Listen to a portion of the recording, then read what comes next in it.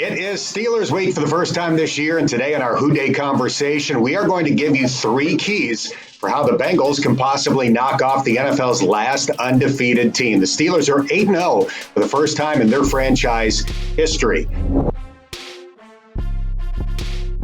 The good thing is the Bengals don't come into this game with the baggage of the past. The last time Ben played against these guys in the 2018 finale, the guys that line up on Sunday, just 2 of those guys are back from that game. William Jackson III and Jesse Bates. Nobody from the front 7. One of the big reasons the Bengals beat the Tennessee Titans is they played a very clean football game. No turnovers. They didn't get stopped on 4th down. They tried one time, and they were successful. 4th down and 5 at the Tennessee 43. Tightly bunched formation for Cincinnati. Burrow is ready for the shotgun snap. He's back to throw. Now scrambling to his right. Plants his foot.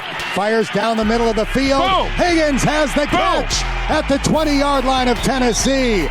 If they ended every single drive with a kick, either a punt, an extra point, or a field goal, that's what has to happen against Pittsburgh. Pittsburgh, though, is a takeaway machine defensively. With their 15 takeaways this year, they're second in the NFL. Their 11 interceptions tied for first in the NFL. Last year, they had 38 takeaways to lead the NFL. 22 interceptions were second. 18 fumble recoveries led the NFL.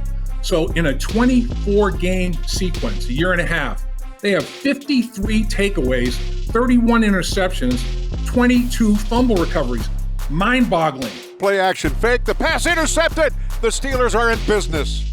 All right, for my key, I'm going to use a college fraternity term. This is rush week, as in defending the pass rush week. And the Steelers are the NFL's version of Animal House so far this year. Pittsburgh leads the NFL in sacks with 32. The Steelers lead the NFL in quarterback hits with 83. They've had as many as 19 in a game this season. They're getting pressure on 36% of the other team's passing plays.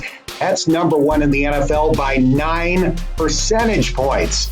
TJ Watt leads the NFL in quarterback hits. He's got 7 more than anybody else.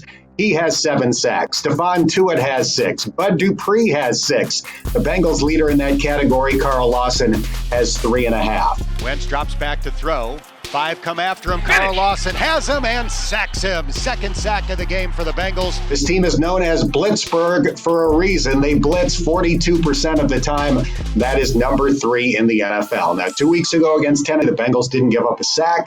They only allowed 2 quarterback hits.